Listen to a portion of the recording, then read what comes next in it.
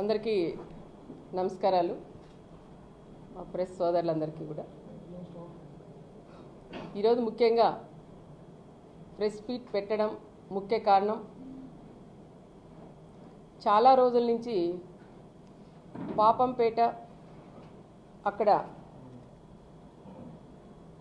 Survey number 106 ఒకటవ లెటర్లో 63 సెంట్లు, అది సుప్రీంకోర్టు ఆర్డర్ ప్రకారం 63 సెంట్లు బిల్డింగ్స్ ఎవరైతే కట్టారో సుప్రీంకోర్టు ఆర్డర్ ప్రకారం అవి రెవెన్యూ అధికారులు అక్కడికి వెళ్ళి అవన్నీ పగలగొట్టడం మనం అందరం కూడా చూసాం.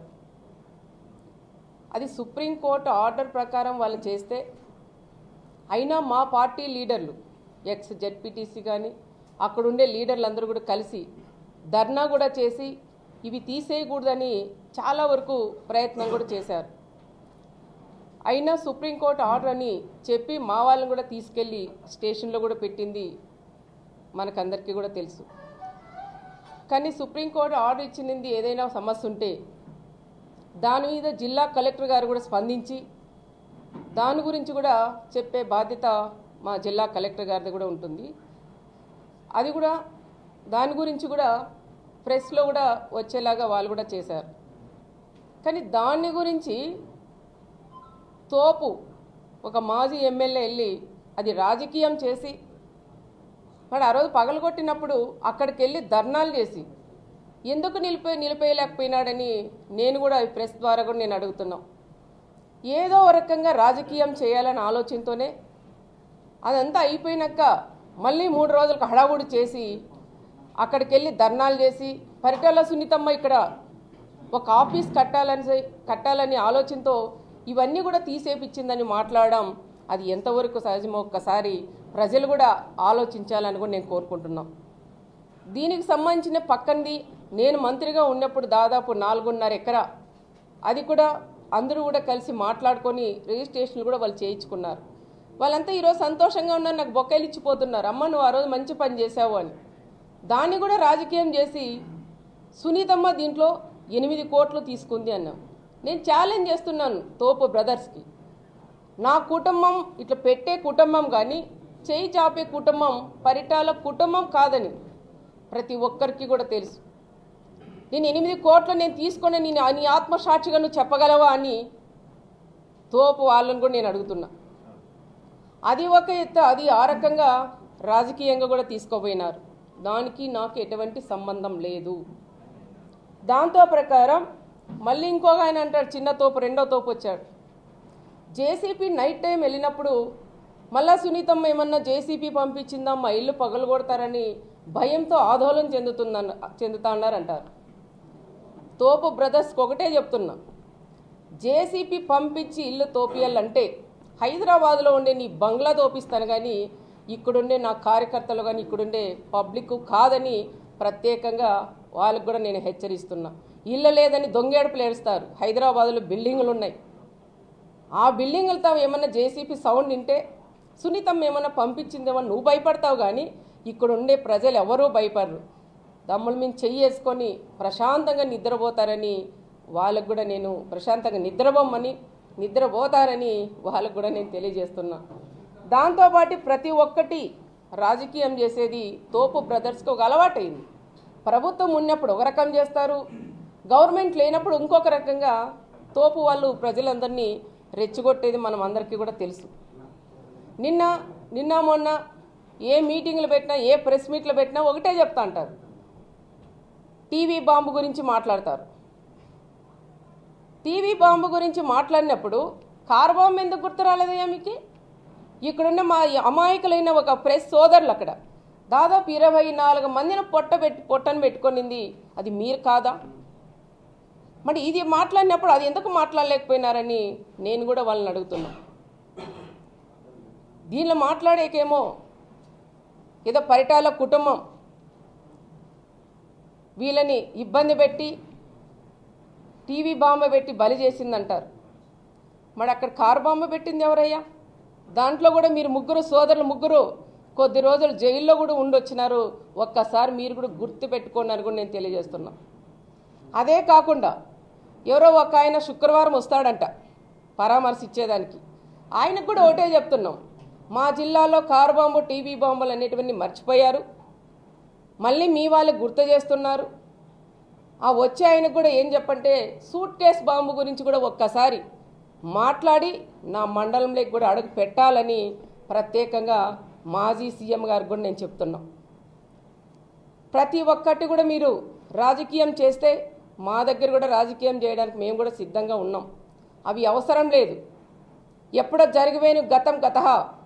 మళ్ళీ అన్ని కుటుంబాలు కూడా ప్రశాంతంగా ఉన్నాయి. మేము ప్రశాంతంగా ఉంటే మీకు నిద్ర పట్టదా? ఈరోజు గంగల భానుమతి గారు కానీ, కనుముక్కల చెన్నారెడ్డి కూతురైన ఉమా గారు కానీ, మా కుటుంబం కానీ, మా 3 కుటుంబాలు ఈరోజు ప్రశాంతంగా ఉన్నాం. ఎందుకంటే ఆ రోజు జరిగిన దాంట్లో 3 కుటుంబాలు బలైనాం. బలైన తర్వాత మా కుటుంబాల పరిస్థితి 4 గోడల మధ్యలోనే మేము ఎన్ని ఇబ్బందులు పడినాం, ఎన్నిసార్లు ఏడ్చుకున్నాం, మా పిల్లలను పట్టుకొని ఎంత బాధపడినాం, ఏ రకంగా మా పిల్లలు మేము పెంచుకున్నాం అనేది మీకు తెలియదయ్యా. అది మాకు తెలుసు. ఒక పూట తిని ఒక పూట లేకుండా మా కుటుంబాలు మేము పెంచుకున్నాం, మా పిల్లల్ని చదివించుకున్నాం. నా కుటుంబంలో నా 3 పిల్లలు ఉన్నారు. నా కొడుకులు ఇద్దరిని నా కూతురిని చదివించుకున్నా. నా కొడుకు ఈరోజు రాజకీయాల్లోకి వచ్చాడు. చిన్నవాడు వచ్చి బిజినెస్ చేస్తున్నాడు. నా కూతురు వచ్చి డాక్టర్ చదువుతోంది, చేసింది. అదే భానుమతి కొడుకు కూడా జాబ్ చేస్తూ ఉంటాడు అబ్బాయి. మరి కనుముక్కలు వాళ్ళు కూడా ఆ ఫ్యామిలీలు కూడా తల్లి తండ్రిని అందరినీ కూడా అన్నదమ్మలు కూడా పోగొట్టుకొని ఆ కుటుంబం కూడా బాధపడుతుంది. మేమన్నీ మర్చిపోయి ప్రశాంతంగా ఉండి 10 మందికి సేవ చేయాలని తప్ప వేరే ఆలోచన మా కుటుంబాల్లో లేవు. ఫ్యాక్షన్లకి దానిలన్నిటికీ కూడా పుల్ల స్టాపులు పెట్టి మా పిల్లల్ని మంచిగా చదివించుకొని వాళ్ళని కూడా అన్ని రకాలుగా కూడా బాగా చేస్తున్నాం. మరి మా కుటుంబాలని నీ రాజకీయం గురించి ఈరోజు మా కుటుంబాలను ఎందుకు లాగుతున్నావని తోపు బ్రదర్స్ని కూడా నేను అడుగుతున్నాం. అంటే మర్చిపోయినవన్నీ మళ్ళీ గుర్తు చేసి మళ్ళీ రండి, మీరు ఫ్యాక్షన్లోకి రండి, ఏదో ఒకటి చేయండి, మేము దాన్ని రాజకీయంగా వాడతామని మళ్ళీ తోపు బ్రదర్స్ ఈ ప్లాన్లు కూడా చేస్తున్నారు.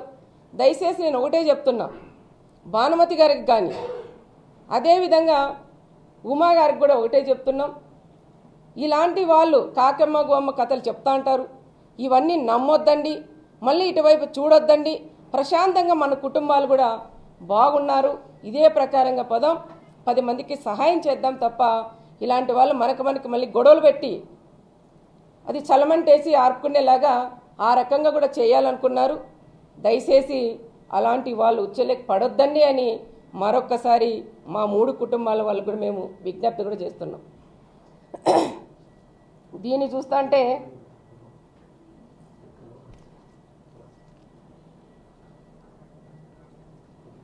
అధికారంలో ఉన్నప్పుడు మాత్రం కనుముక్కులలో కానీ గంగులలో మాత్రం కనపడరు.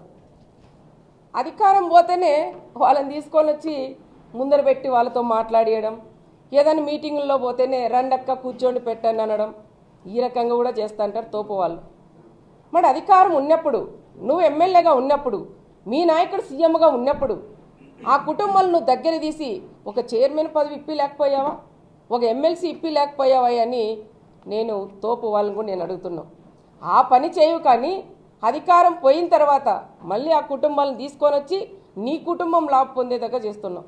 మరి నేను ఈరోజు అడుగుతున్న ప్రెస్ సోదరులు అందరి తరపున, ఇప్పుడు 2029 వస్తుంది, మరి ఇవ్వండి ఎమ్మెల్యే టికెట్టు, భానుమతికి ఇవ్వండి, లేదంటే కనుముక్కల ఫ్యామిలీ వాళ్ళకి ఇవ్వండి. మరి వాళ్ళు పోరాటం చేయలేదా? లబ్ధి పొందేకైతే నువ్వు, రాజకీయంగా కావాలి ఎమ్మెల్యేగా కావాలని దగ్గర నువ్వు, కుటుంబాలను వాడుకోవడానికి మాత్రం వాళ్ళ బలయ్యేదానికి వాళ్ళ మళ్ళీ వాళ్ళని దీంట్లో ఇస్తావా? మీ జగన్ వస్తాడు కదా, అనౌన్స్ చేపి రాప్తా నియోజకవర్గం ఇవ్వండి, వీళ్ళు భానుమతి వాళ్ళకి గంగలోళ్ళకి ఇవ్వండి, అదేవిధంగా కనుముక్కలోళ్ళకి నువ్వు అనౌన్స్ చేపి, నీకు దమ్ము ధైర్యం ఉంటే. అంతేగాని ఆడవాళ్ళతో రాజకీయం చేయడం అనేది అది కరెక్ట్ కాదు. ఎందుకంటే నీ కుటుంబంలో లాస్ కాలేదు కాబట్టి ఆ బాధలు నీకు తెలియట్లేదు. ఆ బాధలు పడిన వ్యక్తి నేను. ఆ బాధలు పడిన వ్యక్తులు ఆ కుటుంబాల్ని మళ్ళీ నువ్వు బయటకి ఇడ్చడం అది కరెక్ట్ కాదు అని నేను తోపు బ్రదర్స్కి కూడా నేను చెప్తున్నాం. ఈ రకంగా రాజకీయాలు చేసే వాళ్ళని కూడా ఒక్కసారి పక్కన పెట్టండి అని మొత్తం అందరికీ కూడా యూత్కి కూడా నేను చెప్తున్నాం. ఈ రకంగా ప్రతి ఒక్క కుటుంబాన్ని కూడా వాడుతున్నారు. రెడ్డి సోదరులు కూడా అంతే. దయచేసి రెడ్డి సోదరులు కూడా ఒకటే కోరుతున్నా, ముఖ్యంగా రెడ్డి సోదరులకి పరిటాల కుటుంబానికి ఎక్కడ విభేదాలు అనేది లేవు. మా ఆయన పరిటాల రవి గారు ఉన్నప్పుడే ఇక్కడ కొంతమందికి సోదరులు కూడా తెలిసిండదు. రెడ్డి సోదరులు వాళ్ళ కుటుంబాల్లోనే మా కుటుంబానికి కూడా బంధుత్వాలు కూడా కలుపుకోవాలని చెప్పిన వ్యక్తి పరిటాల రవీంద్ర. మా మామయ్య కొడుక్కి మన ఓబిరెడ్డి అన్న కూతురు కూడా అంటే ఆ రకంగా అందరూ కలిసి ఉండాలనే ఆలోచనతో ఆ రకంగా కూడా మా ఆయన కూడా చేశారు. రెడ్డి సోదరులు కూడా మాతో కూడా చాలామంది ఉంటారు. ఈరోజు మళ్ళీ అదే రెడ్డి సోదరులు వాళ్ళ దగ్గరికి వెళ్ళలేదని ఆలోచన చేసి మళ్ళీ వాళ్ళని రెచ్చగొట్టి వాళ్ళని ఒకే దగ్గర చేర్చాలనే ఆలోచనతో మళ్ళీ పరిటాల కుటుంబం ఫ్యాక్షన్ చేస్తుంది. మళ్ళీ రండి, నా దగ్గరికి రండి అని చాలామందిని దగ్గరికి కూడా తీసుకుంటున్నారు. రెడ్డి సోదరులు కూడా ఒక్కటే మీరు గమనించండి, ఏ ప్రభుత్వం ఉన్నప్పుడు, ఎవరు ఎమ్మెల్యే ఉన్నప్పుడు మీరు నష్టపోయినారు. రెడ్డి సోదరులు కానీ, బీసీలు కానీ, ఎస్సీలు కానీ, ఎస్టీలు కానీ అందరూ ఏ కుటుంబం ఎమ్మెల్యేగా ఉన్నప్పుడు మీరందరూ బాగుండారనే విషయం మీ విజ్ఞప్తికే వదిలేస్తాం. ఎక్కడైనా చిన్న రియల్ ఎస్టేట్ చేసుకున్నా వాళ్ళు కష్టపడి పని చేసి వాళ్ళు డబ్బులు ఖర్చు పెట్టుకొని కొంతమంది పనులు చేసి పెట్టారు. అలాంటి వాళ్ళు కూడా వదులుకోకుండా చాలామందిని కూడా ఇబ్బంది పెట్టినది తోపులు కాదా అని ప్రత్యేకంగా వాళ్ళకు కూడా నేను తెలియజేస్తున్నాం. వాళ్ళ రాజకీయం గురించి మిమ్మల్ని అందరినీ కూడా వాడుకుంటున్నారు. ఒక్కసారి మీరు కూడా అది ఆలోచించండి. అదే కాకుండా ఒక ఆయన హైదరాబాద్ నుంచి రెండో తోపు వచ్చాడంట. ఆయన హైదరాబాద్ నుంచి అనంతపురం రావాలంటే కొంతమంది పిల్లలకు, నేను అందరికీ చెప్పను, కొంతమంది పిల్లలకి ఫోన్పే చేస్తా అంటాడంట. డబ్బులు 10,000 15,000 అట్లా ఫోన్పే చేసి ఆయన వస్తాడు. వచ్చిన తర్వాత రెచ్చగొట్టి మాట్లాడి వెళ్ళిపోతాడు. ఈ పిల్లలు కూడా కొంచెం డ్రింక్ చేసి వాళ్ళు మాట్లాడిన తర్వాత కేసులు పెట్టడం, ఈ రకంగా అయిపోతే రెచ్చగొట్టడం, ఇళ్ళ దగ్గర పంపించి తిట్టడం. ఇంట్లో ఎవరైనా ఆడవాళ్ళని తిడితే ఎవరికైనా చాతగాని మగవాళ్ళకు కూడా ఒక చాత్రం అనేది ఉంటుంది. ఆడవాళ్ళని తిట్టినప్పుడు ఎవరికైనా కోపం వచ్చి మాట్లాడినప్పుడు కేసులు పెడతారు. కేసులు పెడితేనే ఆ సునీతమ్మ కేసులు పెట్టించింది, సునీతమ్మ కొడుకు కేసులు పెట్టించారు అని ఆ రకంగా మమ్మల్ని వాడుకుంటున్నారు. దయచేసి రెడ్డి సోదరులు పిల్లలు కానీ, చాలామంది బీసీ పిల్లలు కానీ, యూత్ మీరందరూ ఒకటే ఆలోచన చేయండి. మీరందరూ మంచిగా చదువుకోండి. ఇలాంటి వాళ్ళ దగ్గరికి మీరు వెళ్ళొద్దండి. వెళ్ళినా ఏ పార్టీ వాళ్ళు ఆ పార్టీలు వెళ్ళండి, కానీ వాళ్ళు ఇచ్చిన డబ్బులకు అనవసరంగా వాడి తాగి కేసులు పెట్టించుకుంటే మీ భవిష్యత్తు కూడా ఇదవుతుంది. మీ కుటుంబాలు కూడా ఎంతోమంది ఆధారపడి ఉంటారు. కాబట్టి యూత్కి కూడా నేను ఒకటే పిలుపునిస్తున్నాను, ఇలాంటి వాళ్ళు రాజకీయంగా వాడుకుంటారు. దయచేసి వాళ్ళు ఉచ్చులో పడొద్దండి అని ప్రత్యేకంగా వాళ్ళకు కూడా ఒక అక్కగా ఒక అమ్మగా వాళ్ళందరికీ కూడా నేను విజ్ఞప్తి చేస్తున్నాను. ఆ పార్టీ కానీ ఈ పార్టీ కానీ ఎవరు కూడా మీరు చదువుకోండి, మంచిగా ఉన్నాను. ఫ్యాక్షన్లు వద్దు, గొడవలు వద్దు. ఫ్యాక్షన్ కావడం వల్ల బలవుతారు కానీ ఆ కుటుంబాలు బాగుండవు. దానికని దయచేసి మీరందరూ మంచిగా చదువుకొని ఉద్యోగాలు చేయండి. లేదంటే వ్యవసాయం చేసుకుందాం. మన అనంతపురం జిల్లాలో వ్యవసాయం కూడా చేసుకుంటే బాగా ఉంటుంది. దానికని దయచేసి పిల్లలందరికీ కూడా నేను ఒకటే చెప్తున్నాం. మరి ఇంకొక ఆయన నిన్న వచ్చినాడు, ఒక ఆయన మరి ఇన్నాళ్ళు ఎక్కడ పోయినాడో తెలియదు, కానీ గవర్నమెంట్ పోయిన తర్వాత నిన్న మొన్న వచ్చి ఒకటి చెప్తాడు. మా నాయకుడు చంద్రబాబు నాయుడు గారిని ఆ రోజు ఏం మాట్లాడినారో ఒక్కసారి నేను కూడా వీడియో ప్లే చేసి చూపిస్తాను.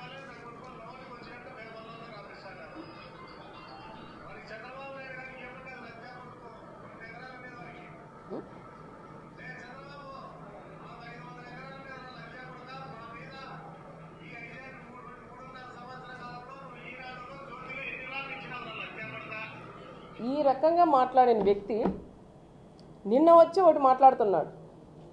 మా నాయకుడు చంద్రబాబు నాయుడు గారిని మీ ప్రభుత్వం ఉన్నప్పుడు అహంకారంతో మా నాయకుడు చంద్రబాబు నాయుడు గారిని ఇష్టానుసారం నోటుకొచ్చినట్లు మాట్లాడినాం. వానా కొడుకు ఈయన కొడుకు మా లోకేష్ బాబు గారు పాదయాత్ర చేస్తుంటే నేను అనుకుంటే ముద్దసీన ఈరోజు బతికి ఉండింటే నీ కొడుకు పాదయాత్ర చేస్తాడా అని ఆయన నోట్లో వచ్చింది. అతి దారుణంగా పెద్ద చిన్న అనేది లేకోకుండా నోటుకొచ్చినట్లు ఇష్టానుసారం కూడా మాట్లాడాడు. తోపు సోదరుడు అని కూడా చెప్తున్నాం.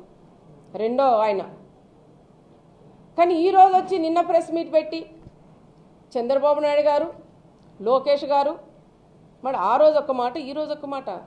ఆ రోజు నీ గవర్నమెంట్ ఉంది, ఈరోజు నీ గవర్నమెంట్ లేదనా? ఎందుకు కేసులు పెడతాను భయమా నీకు? మేము కేసులు పెట్టి నిన్ను తుక్కు కొట్టాలన్నా మా ప్రభుత్వం వస్తేనే ఫస్ట్ నిన్ను తీసి లోపలేసేవాడు మా నాయకుడు చంద్రబాబు నాయుడు గారు. ఏ రోజు మీరు మాట్లాడిన వాళ్ళని కూడా మేము ఓర్పుతోనే మా నాయకుడు చంద్రబాబు నాయుడు గారు మేము చెప్పినా వాళ్ళు ఏదో మాట్లాడింటారు, కుక్కలు మరుగుతూ ఉంటాయి, అటు పోతూ ఉంటాయి, దాని గురించి ఎవరు పట్టించుకోవద్దని చెప్పిన నాయకుడు మా నాయకుడు చంద్రబాబు నాయుడు గారు. మరి ఈ విధంగా మేమే మాట్లాడింటే మీ సైకో సీఎం ఉండింటే మా వాళ్ళని తీసుకొని పోయి ఎంతోమందిని కూడా బలి చేశారు.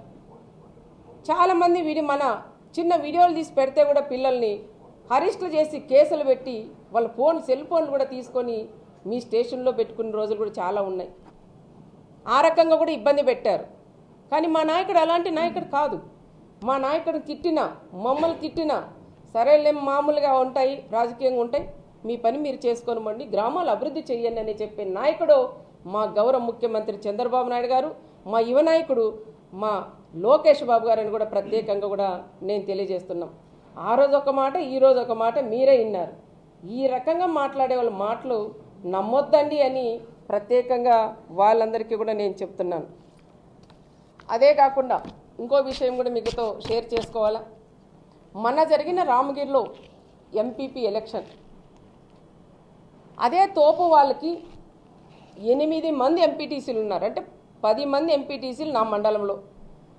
వాళ్ళకి వచ్చారు కదా, మా నాయకుడు చంద్రబాబు నాయుడు గారు ఎవరు పోటీ చేయొద్దండి అని ఆ మాట మీద మేము నిలబడినాం తప్ప, నా 6 మండలాల్లో నేను ఎంపీపీ గెలుచుకునే సత్తా నాకుంది.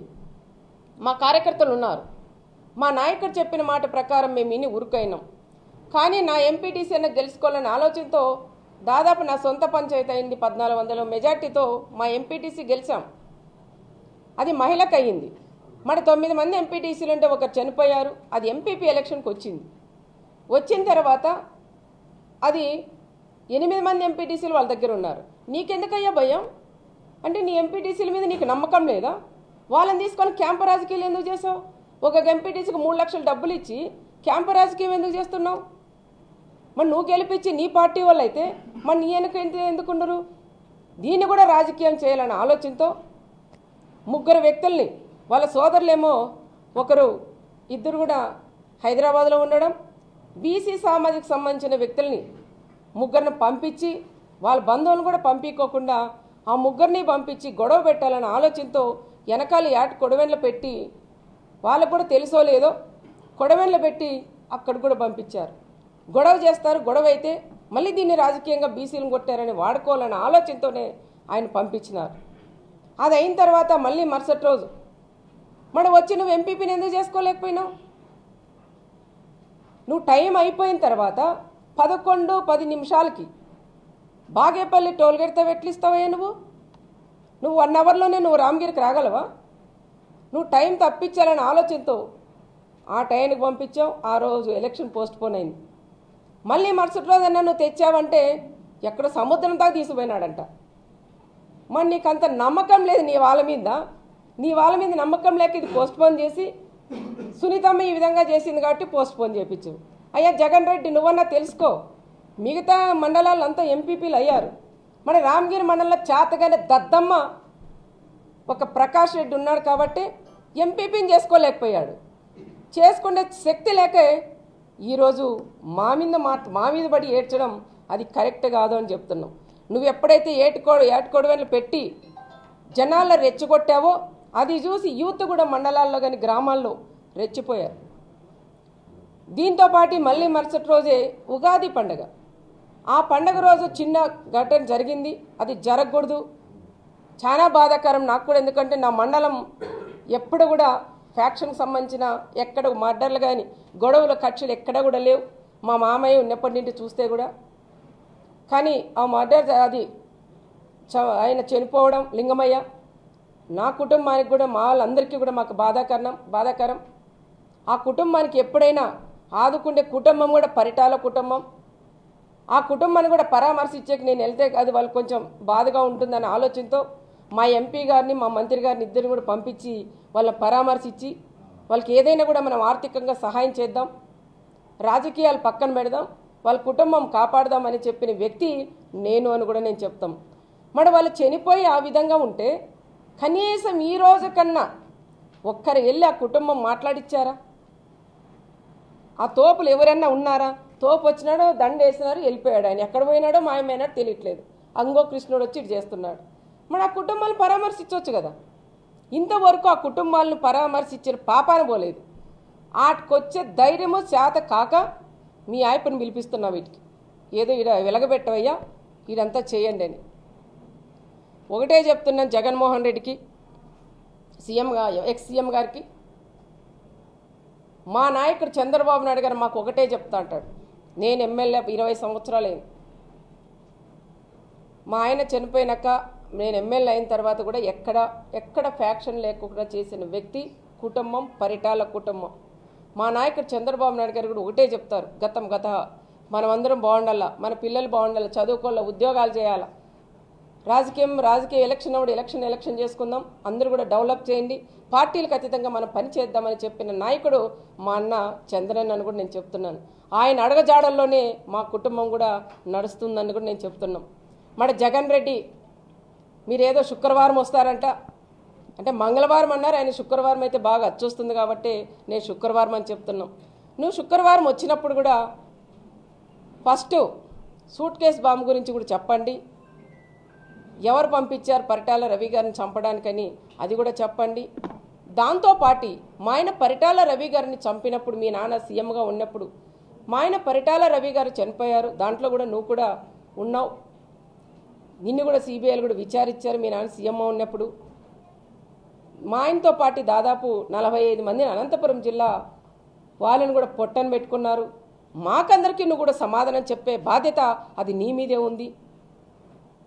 అదే కాకుండా చాలా వరకు మన ఇక్కడ చూస్తే మహేశ్వర్ రెడ్డి అని తోపుదుర్తికి సంబంధించిన మహేశ్వర్ రెడ్డి మీ తోపు ఎమ్మెల్యే వాళ్ళ ఊరు మాజీ ఎమ్మెల్యే ఊరు మహేశ్వర్ రెడ్డిని కూడా అతి దారుణంగా చంపి రైలు పట్టాల మీద కూడా వేసినది మీ తోపు బ్రదర్స్. మరి ఆ కుటుంబాన్ని కూడా నువ్వు పరామర్శించాలని ప్రత్యేకంగా జగన్కి చెప్తున్నాం. మళ్ళీ మొన్ననే గాన్లపర్తి కొత్తపల్లి మోహన్ రెడ్డి వాళ్ళ కుటుంబం ఉన్నప్పటి నుండి ఫస్ట్ నుంచి మీ వైఎస్ఆర్ పార్టీలోనే ఉన్నారు. కానీ మీ వాళ్ళు చేస్తున్నట్టు నచ్చక మా పార్టీలోకి వచ్చినారు. వచ్చిన తర్వాత మోహన్ రెడ్డి గారిని కూడా ఇంటికి వెళ్ళి కొడవెన్లతో నరికి వేశారు, కాళ్ళు చేతులు నీరిగాయి. అందుకని మోహన్ రెడ్డిని కూడా నువ్వు పరామర్శించాలని కూడా ప్రత్యేకంగా కూడా నేను చెప్తున్నాను. అదే తోపుదుర్తిలో వాల్మీకులకు సంబంధించిన వాల్మీకులు ఉన్నారు. వాళ్ళు మీ ప్రభుత్వం ఉన్నన్నాళ్ళు ఇల్లు స్టేషన్ ఇల్లు జైలు పెట్టావు. మరి ఆ కుటుంబాలు ఎన్నో కుటుంబాలు బీసీ కుటుంబాలని కూడా ఇబ్బంది పడినాయి. ఆ కుటుంబాలు కూడా నువ్వు వచ్చినప్పుడు పరామర్శించు. అదే కాకుండా దాదాపు నువ్వు వచ్చినప్పుడు కొన్ని బట్టలు తెచ్చుకోవద్దండి, చాలా లగేజ్ కూడా ఎక్కువ తెచ్చుకోవాలి. ఎందుకంటే మా 6 మండలాల్లో మీ ప్రభుత్వం ఉన్నప్పుడు మీ తోపు ఎమ్మెల్యేగా ఉన్నప్పుడు చాలామంది వైఎస్ఆర్ లీడర్లు కానీ కార్యకర్తలు కూడా వాళ్ళ వల్లనే నష్టపోయారు. మరి ఆ కుటుంబాలు కూడా 6 మండలాలు తిరిగి తోపు వాళ్ళ నుంచి నష్టపోయిన కుటుంబాలని మీరు పరామర్శించే బాధ్యత అది మీ మీద ఉంది. మొన్న జరిగి మీ ప్రభుత్వంలోనే మా బీసీ నాయకులైన ఎక్స్ ఎంపీపీ మా చెన్నై కొత్తపల్లి మండలం మా ఎక్స్ ఎంపీపీని కూడా కుంటి మీద కట్ట మీద కొట్టినారు మీ ప్రకాష్ రెడ్డి వాళ్ళ సోదరులు. మరి వాళ్ళని కూడా మీరు పరామర్శిస్తే బాగుంటుందని కూడా చెప్తున్నాం. అదే కాకుండా ఎన్నో సైట్లు కానీ భూదందాలు చేశారు. పాలు డైరీ అని పేరు పెట్టి చాలామందితో కూడా పాలు పోపించుకుని వాళ్ళకు కూడా డబ్బులు ఇవ్వలేదు. మరి వాళ్ళని కూడా పరామర్శిస్తే బాగుంటుందని నా విన్నపం. అదే కాకుండా ఇంకా చాలా వరకు మీ సిద్ధం సభ పెట్టారు. ఇక్కడ మీ సిద్ధం సభ పెట్టినప్పుడు మా ఆంధ్రజ్యోతి విలేకరైన ఫోటోగ్రాఫర్ అయిన మా కృష్ణ కుటుంబాన్ని కూడా నువ్వు పరామర్శించాలా. మరి ఆంధ్రజ్యోతి ఫోటోగ్రాఫర్ నువ్వు కొడితే కనీసం ఒక ఖండన కూడా నువ్వు ఇవ్వలేదు. ఏ విధంగా కొట్టారో టీవీల్లో వచ్చినాయి, పేపర్లో వచ్చినాయి, చావు బతుకల్లో కూడా ఉన్నారు. అంత దారుణంగా కాళ్ళతో తన్ని చెప్పులతో కొట్టి ఆ రకంగా దారుణంగా కొట్టారు. కానీ మేము కూడా అది కసి తీర్చుకోవాలని మా కృష్ణ కానీ మా ప్రెస్ ఆంధ్రజ్యోతి వాళ్ళు కూడా ఏ రోజు కూడా అనుకోలేదు. మరి ఆ కుటుంబాన్ని కూడా నువ్వు పరామర్శించాలని ప్రత్యేకంగా జగన్ రెడ్డికి కూడా నేను చెప్తున్నాను. అదే కాకుండా మొన్న జరిగిన సంఘటనలో ఒక ఎస్ఐ సుధాకర్ యాదవ్ ఆయన డ్యూటీ ఆయన చేశాడు. ఆ రోజు ఎవరైతే మీ ప్రభుత్వం ఉన్నప్పుడే కొంతమంది మీద కేసులు పెట్టారు, వాళ్ళని పిలిపించిన దానికే నువ్వు పిలిపియొద్దంటే పిలిపించిన దానికి ఆయన మీద కసి పెట్టుకొని సుధాకర్ యాదవ్ మన ఎంపీటీసీ ఎలక్షన్లో ఏదో మాకు ఫోన్లో రావయ్యా తెలుసు ఎవరితో మాట్లాడించడం, నేను గెలవాలనుకుంటే నాకు పార్టీలో చేరుతాం కండవాళ్ళు ఏమన్నారు ఎంపీటీసీలు, నాకు వద్దు అలాంటి పని నేను చేయను అన్నా. ఈ 1 ఇయర్ తర్వాత నేను చేర్చుకుంటా కానీ నాకు వద్దని చెప్పాం. కానీ అలాంటి వాళ్ళతో నేను మాట్లాడించక అంత చేతగాని దద్దమ్మ కాదు. నేను చెయ్యాలంటే చేస్తా, వద్దు అనుకుంటే పక్కన పెట్టేస్తాం. ఆ శక్తి అవన్నీ కూడా మా ఆయన బలమే నాకని కూడా నేను చెప్తున్నాం. మరి ఎలక్షన్ సామరస్యంగా గొడవలు లేకోకుండా చేసిన వ్యక్తిని, ఒక ఎస్ఐ గారిని, ఒక బీసీకి సంబంధించిన ఎస్ఐని ఒక మాజీ సీఎం లెవెల్లో నీ నోటు ఎట్లొస్తుందయ్యా? ఈ ప్రకాష్ రెడ్డి వాళ్ళు ఏంది రాసిస్తే అది నువ్వు మాట్లాడేస్తావా? నీ ప్రభుత్వంలో పోలీస్ డిపార్ట్మెంట్ వాడుకొని మమ్మల్ని ఇబ్బందులు పెట్టారు. కానీ మా ప్రభుత్వం, మా నాయకుడు చంద్రబాబు నాయుడు గారు, తెలుగుదేశం గారు, వైఎస్ఆర్ ఏ పార్టీ తప్పలు చేసినా వాళ్ళని శిక్షించండి అని చెప్పే వ్యక్తి మా అన్న చంద్రబాబు నాయుడు గారిని కూడా చెప్తున్నాం. మీ ప్రభుత్వం అట్లా మా ప్రభుత్వంలో డిపార్ట్మెంట్ ఎక్కడా వాడుకోం. నేను కూడా అదే చెప్తే, ఎవరు తప్పు చేస్తే వాళ్ళు తీసుకోపోయి కేసులు పెట్టండి, ఇంకొకసారి ఆ పని చేయరు అని చెప్పిన వ్యక్తి మేము. మరి అనవసరంగా దీనిలోకి రాజకీయాల్లోకి లాగి సుధాకర్ యాదవ్ని ఎందుకు బలి చేస్తారు మీరు? అంటే ఆయన కరెక్ట్గా డ్యూటీ చేయకూడదా? డ్యూటీ చేసిన దానికి తప్ప దానికని ఇది కూడా ఎవరి గురించి అయినా మాట్లాడినప్పుడు ఒక మాజీ సీఎంగా నువ్వు ఉన్నప్పుడు అది ఆలోచన చేసే బాధ్యత అది నీ మీద ఉన్నదని జగన్మోహన్ రెడ్డి గారికి కూడా నేను చెప్తున్నాం. ఇది మర్డరా, చిన్న గొడవ నుంచి ఈ విధంగా జరిగిందనే విషయం నీ ఆత్మకే తెలుసుకోవాలని కూడా చెప్తాను. నీ విజ్ఞతకే వదిలేస్తాం. మర్డర్లు చేపించేది మీరు, ఫ్యాక్షన్ మర్డర్లు చేసేది మీరు, మేం కాదు. ఫ్యాక్షన్ మర్డర్లు ఎవరైనా చనిపోతే ఆ కుటుంబాలు కాపాడే కుటుంబం పరిటాల కుటుంబం. ఆ కుటుంబాల్లో ఉండే పిల్లలు చదివించే నాయకుడు మా అన్న చంద్రబాబు నాయుడు గారని ప్రత్యేకంగా కూడా నేను తెలియజేస్తున్నాం. ఏది ఏమైనా మా కుటుంబాలని ఏదో రకంగా ఫ్యాక్షన్లోకి లాగాల, మళ్ళీ మా కుటుంబాలు ఇబ్బందులు పడితే నువ్వు ఇది రాజకీయంగా చేయాలనే ఆలోచనతో ఈ రకంగా కూడా చేయడం అది కరెక్ట్ కాదు అని తోపు బ్రదర్స్ ముగ్గురికి నేను హెచ్చరిస్తున్నాను.